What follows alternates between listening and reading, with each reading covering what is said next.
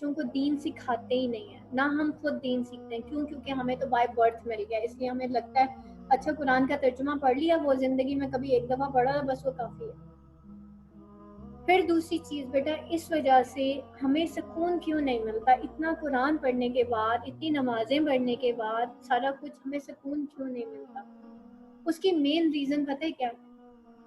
نبی پاک صلی اللہ علیہ وسلم، ہم اپنی نمازوں کے معاملے میں فوکسڈ ہیں ہی نہیں. نبی پاک صلی اللہ علیہ وسلم نے فرمایا کہ نماز میری آنکھوں کی ٹھنڈک ہے. کیا میری نماز میری آنکھوں کی ٹھنڈک ہے؟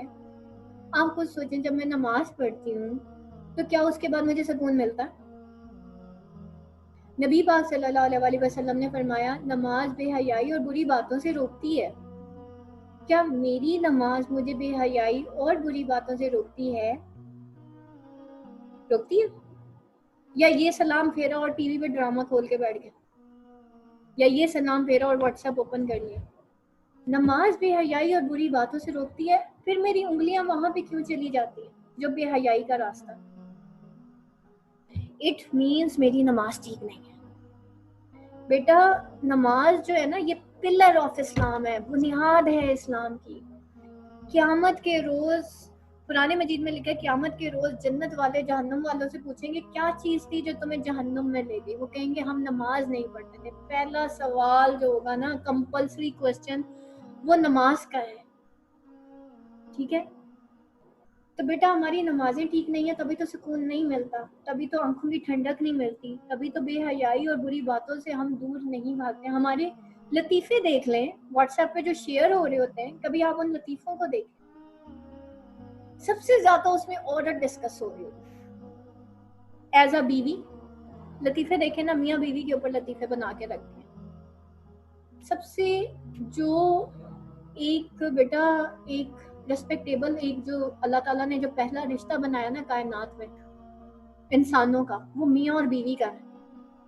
ٹھیک ہے؟ سارے لطیفے میاں اور بیوی کے اوپر بنے ہوئے. قیامت کے قریب احادیث کا مذاق اڑایا جائے گا نا.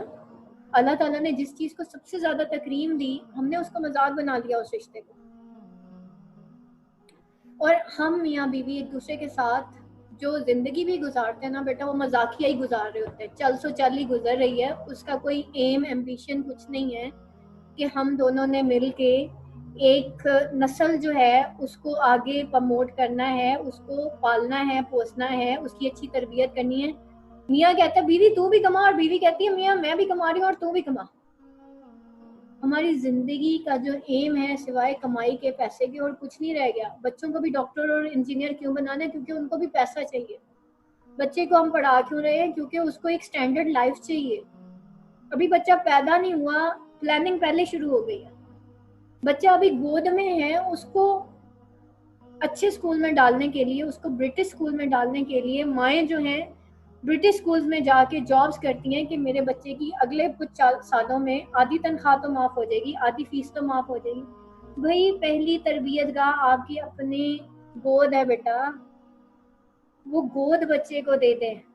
آپ دیکھیں آپ کا بچہ گورنمنٹ اسکول میں پڑھ کے بھی ایک اچھا انسان بنے گا. میں آپ کو صحیح بتاؤں، میں ابھی بھی دیکھ رہی ہوں، میں بہت، جب میری نئی نئی شادی ہوئی تھی میں نے بہت سینئرز دیکھے تھے، ایسی بھابیاں دیکھی تھیں، ایسے سینئرز دیکھے تھے جو خود سٹی سکولز میں جاب کر رہی تھیں اپنے بچوں پہ کمپرومائز کر کے کہ ان کے بچے ہاف فی پہ جو ہے اسکول میں ایڈمٹ ہو جائیں گے. آج ان کے بچے کہیں کے نہیں، یقین جانیے کہیں کے نہیں. اور وہ ساری کی ساری مائیں ڈپریشن میں ہے کہ میں نے اپنے بچے کی خاطر کمایا، سارا کچھ کیا، اور آج وہ کچھ بھی نہیں ہے، نہ میری عزت کرتے ہیں، نہ دین کے رہے، نہ دنیا کے رہے. میں اس کو کہتی ہوں نماز پڑھو، یہ نماز نہیں پڑھتا. مجھے ان ماں سے ایک کوسچن یہ ہے کہ جب وہ بچہ چھوٹا تھا آپ نے کبھی اس کو کہا کہ بیٹا وہ نماز پڑھتے ہیں؟ جس طرح روتے ہوئے بچے کو آپ دھکا دے کے اسکول میں بھیجتی تھی، کیا کبھی آپ نے اس بچے کو دھکا دے کے نماز پڑھوائی تھی؟ کبھی بھی نہیں. کبھی بچے کو صبح اٹھایا تھا کہ بچہ بیٹے اٹھ نماز پڑھ؟ جو بچہ اللہ کا نہیں ہے وہ ہمارا کیسے ہو سکتا ہے؟ وہ بچہ اسکول جاتا ہے، چلیں اب اسکول کی بات میں کرتے ہیں. بچہ اسکول جاتا ہے، اس کی ٹیچر جو ہے اس کی نصیحت اس کی سر آنکھوں پہ ہوتی ہے. اس کی ٹیچر اس کو کہتی ہے نماز 5 وقت کی فرض ہے، وہ گھر جاتا ہے، وہ پڑھ کے اسکول سے آتا ہے اور ماڈل ڈھونڈ رہا ہوتا ہے اپنی ماں اور باپ میں. وہ گھر آتا ہے، گھر آ کے دیکھتا ہے میری ماں 5 وقت کی نمازی ہے کہ نہیں ہے. وہ دیکھتا ہے میری ماں نماز ہی نہیں پڑھتی، وہ کہتا ہے لو جی میری ماں اتنی نافرمان ہے اللہ کی. اس کی ماں کا امیج اس کی نظر میں خراب ہونا شروع ہو جاتا ہے. پھر وہ نیکسٹ چیپٹر پڑھتا ہے سنت نبوی. اچھا سنت نبوی جب اس کو پڑھائی جا رہی ہوتی ہے، وہ گھر آ کے دیکھتا ہے میرے گھر میں سارا دن گانے بجتے ہیں، جھوٹ بولا جاتا ہے. میں جب ماں کو فون پہ دیکھتا ہوں تو وہ غیبت کر رہی ہوتی ہے، غیبت تو اسلام میں منع ہے. اب وہ پڑھ وہ اسلامیات کی کتاب رہا ہوتا ہے، ماڈل وہ اپنی ماں میں ڈھونڈ رہا ہوتا ہے. مجھے بتائیں وہ بچہ تو نہ دین کا رہا نہ دنیا کا رہا. وہ سمجھ رہا ہوتا ہے وہ جو دین ہے جو میری ماں فالو نہیں کر رہی، شاید اب وہ میں نے بھی فالو نہیں کرنا. آپ کو پتا ہم اس طریقے سے بچے اسپوائل کر رہے ہیں اپنے. کبھی اس لیول پہ جا کے سوچئے گا کہ جو کتاب آپ اپنے بچے کو پڑھا رہے ہیں اس پہ آپ خود بھی عمل کرتی ہیں کہ نہیں کرتی. آپ کو اپنے بچے کو کہنے کی ضرورت نہیں ہے بیٹا جھوٹ نہیں بولو. آپ کو بچے کو کہنے کی ضرورت نہیں ہے بیٹا 5 وقت کی نماز پڑھو. آپ پڑھ کے دکھاتے ہو. اس کی ٹیچر نے اس کو کہہ دیا نا بیٹا 5 وقت کی نماز پڑھ جا. وہ گھر آئے گا اپنی ماں کو دیکھے گا میری ماں 5 وقت کی نمازی ہے، میری ماں اللہ اور رسول کو فالو کرتی ہے، میری ماں قرآن پڑھتی ہے. آٹومیٹکلی دیکھیں اللہ اس ماں کی عزت اس بچے کے دل میں ڈالے گا. وہ بچہ اب اللہ کا بھی بنے گا، وہ ماں کا بھی بنے گا، وہ دین کا بھی بنے گا، وہ دنیا کا بھی بنے گا.